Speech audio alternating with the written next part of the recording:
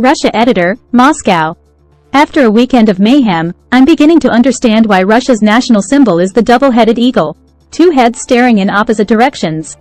First, Yevgeny Prigozhin declares he's ready to go all the way in his mutiny against the Russian military. Then he makes a sudden U-turn and orders his Wagner fighters back to base. In a TV address, President Vladimir Putin declares the rebellion a criminal adventure, a grievous crime, treason, blackmail and terrorism. Yet just a few hours later, as part of an agreement with Prigozhin, it's revealed that all criminal charges against the Wagner leader are being dropped. So much for grievous crime. The Kremlin leader's mixed messages have been raising eyebrows here and changing perceptions of President Putin. He definitely looks weaker, says Konstantin Remchikov, owner and editor-in-chief of Nezavishamaya Gazeta. You can't make a public statement declaring people are criminals and then, on the same day, at the end of the day, let your press secretary disagree with you and say, no, those people haven't broken the criminal code.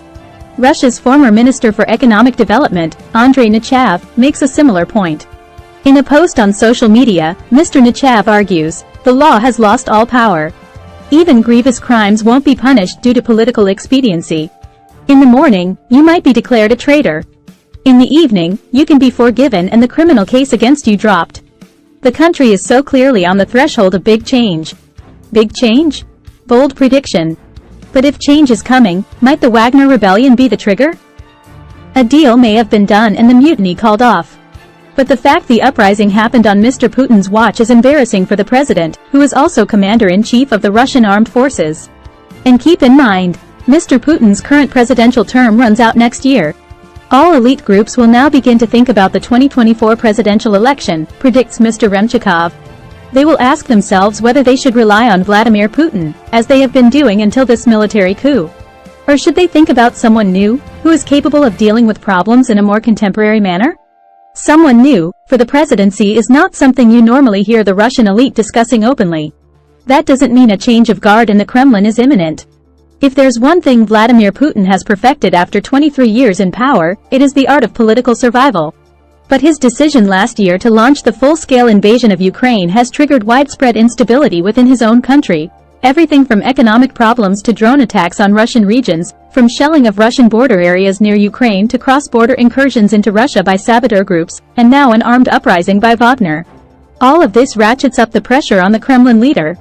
Don't expect President Putin to concede that he got things wrong, though. Admitting mistakes and miscalculations is not his style. So what will be the Russian president's next move? A clue, perhaps, came in the latest edition of Russian state TV's flagship Sunday night news show. Reporting on the Wagner uprising, the presenter played an extract from an old Putin interview. Russia's defense minister Sergei Shoigu is shown on state TV visiting troops fighting in Ukraine in the first appearance since Wagner mercenaries mutinied over the weekend.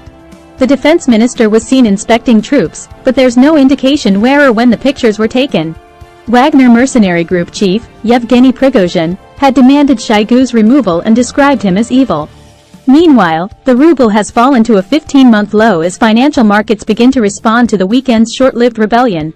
Prigozhin agreed to leave Russia for Belarus after calling off his troops. His current whereabouts are unknown. The mutiny was a direct challenge to Russian President Vladimir Putin and has revealed cracks in his leadership.